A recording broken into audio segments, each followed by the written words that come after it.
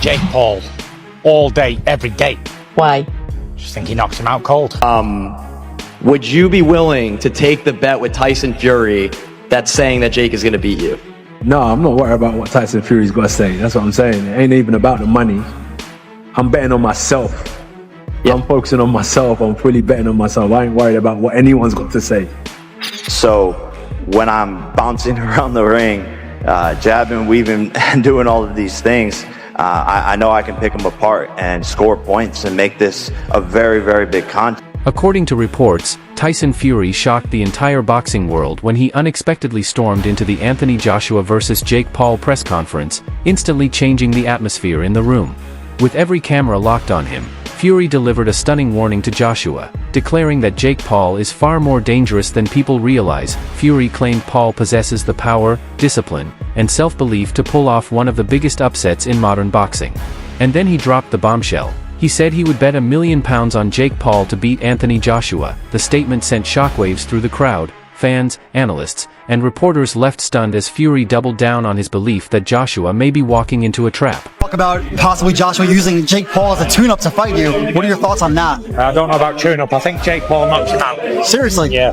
Why so? What impresses you about Jake Paul? I just think Jake Paul would knock AJ out. I think AJ's a spent force, and I think Jake Paul's on the rise. And I like his new heavyweight look. Bit chubby, bit bulky. I like how Jake Paul calls that full spectrum from... Anthony Joshua fired back with a sharp response to Tyson Fury's bold £1 million bet on Jake Paul knocking him out. Joshua made it clear that he isn't distracted by side bets, hype, or outside noise. His focus is entirely on himself and the task in front of him. He brushed off Fury's wager as meaningless, saying he has no interest in gambling or entertaining publicity stunts. Instead, Joshua emphasized that he backs himself, not bets.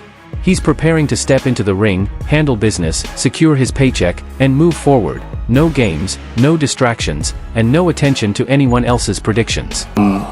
Would you be willing to take the bet with Tyson Fury that's saying that Jake is going to beat you? No, I'm not worried about what Tyson Fury's got to say. That's what I'm saying. It ain't even about the money. I'm betting on myself. Yeah. I'm focusing on myself. I'm fully betting on myself. I ain't worried about what anyone's got to say. He did say he's going to put £1 million on it. Would you be willing to take that bet with Tyson Fury? Respectfully, I'm not worried about what Tyson Fury's got to say, or I'm not here for any of that betting and nonsense. I'm here to fight, and that's all it is. Once I get the job done, I'm going to collect my check, cash it, and I'm going to focus on the next one.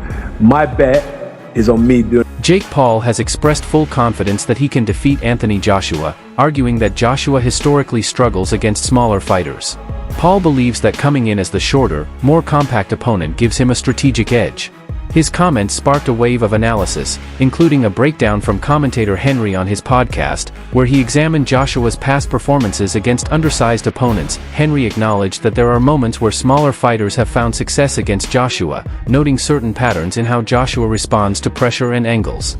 But he also emphasized that those moments rarely tell the full story. Joshua's technical ability, disciplined defense, and sheer physicality, combined with his reach, timing, and knockout power, often neutralize any size-related disadvantages. The debate highlights a broader question in boxing. Does being smaller mean being faster, trickier, or more dangerous? Or does the heavyweight's natural frame and experience ultimately take over?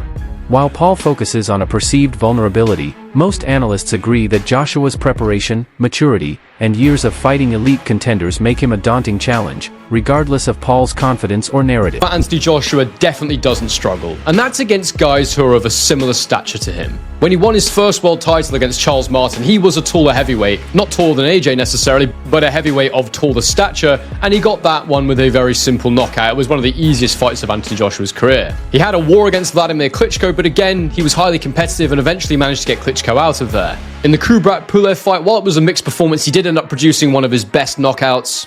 Similarly against Robert Helenius, whilst AJ probably didn't put in one of his best performances again, it ended in another dramatic knockout. He was punch perfect against Otto Wallin in my opinion, and he had that absolutely devastating knockout win against Francis Ngannou, who of course, an absolutely enormous man with a fantastic chin, or so it seemed until Anthony Joshua got his hands on him. Even earlier on in his career against the likes of White, Brazil, and Molina, these were all taller heavyweights who AJ dealt with consummate ease. Of course, most recently he had that loss against Daniel Dubois, but we can't say that Daniel Dubois... Jake continues to present himself as a fearless contender, someone willing to take on any challenge placed in front of him. But beneath the bravado, there's a subtle acknowledgement of reality. Even he can't ignore the enormous size difference he's facing. He cracks jokes about having to look up just to make eye contact with Joshua, a lighthearted way of admitting just how massive the task really is. Still, Jake works hard to project the same signature confidence he brings to every big moment. He wants fans to believe that belief itself is enough, that determination and attitude can bridge the gap between him and a heavyweight who has held world titles and battled elite contenders his entire career. To Jake, the challenge becomes a message, a lesson for young fighters watching. He frames it as a demonstration of courage and ambition, showcasing the idea that stepping into the ring with someone this formidable is proof of what it means to chase greatness, no matter how unrealistic the odds may look. You, Anthony Joshua, how we doing? Dude, never been better. This is what I dreamed of. This is what I manifested into reality. I'm here to shock the world, inspire the next generation. We're in the Heat arena. I'm a big Heat fan. Miami's on fire. This is my first pro fight, was in Miami against Gibb. I'm bringing that same energy here. First round KO. And the Schmo interviewed you there when you fought Gibb. It was on Fight TV. We've been with you along the way. Not very many times you're looking up at a face-off. So what did you make of looking up for one of the very first times at a face-off right here? Just looking up at Daddy there and just seeing, how big he is, and just my eyes were kind of going into his nipples and stuff, which I kind of liked. And then basically I was just like, whoa, he's big in that. And then, I can't believe how tall he is. Is this chain really on the line for the winner? I don't know if it's confirmed, but I'm down. But he has to put something up too. There has to be something in it for me. You say this is the biggest upset that's going to be in boxing history, right up there with 42-1 with Buster Douglas. Yep. What is the headline going to be when you knock this guy out and he's laying on the canvas? Matchroom CEO Frank Smith has added another layer of debate to the upcoming Anthony Joshua vs. Jake Paul showdown. He warned that the event is drifting away from pure sport and leaning heavily into spectacle. According to Smith, this isn't being set up as a traditional, high-level boxing contest, it's being packaged as entertainment designed to create buzz and shock value. His comments suggest that fans should expect a show first and a genuine competition second, raising questions about how seriously the fight should be taken. Despite the controversy, Smith also addressed another major topic, the long-awaited Tyson Fury vs. Anthony Joshua fight.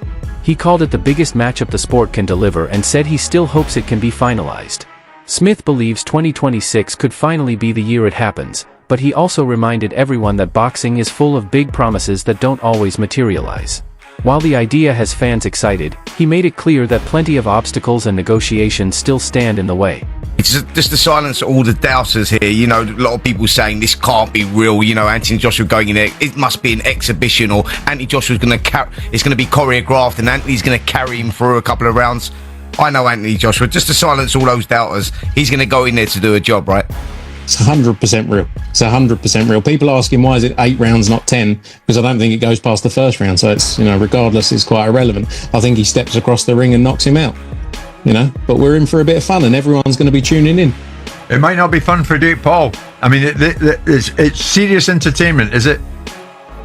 Yeah, 100%. Look, I agree with you. I accept Jake Paul is absolutely mental for doing this, and I don't think he quite realises. I think he's got people around him who actually are saying, Anthony Joshua's chinny. He said it in interviews. It's quite wild, but if that's the world he wants to live in, he'll find out on December 19th. And Frank, to finish with, the plan is still sometime in 2026, AJ against Tyson Fury, and Turki Al-Sheikh's working on that, is he? That's the fight we want to make. That's the fight we want to see. Look, we're all guilty of doing a lot of talking over the years and that not happening. So I don't want to talk too much, but that is definitely what we want to see in 2026.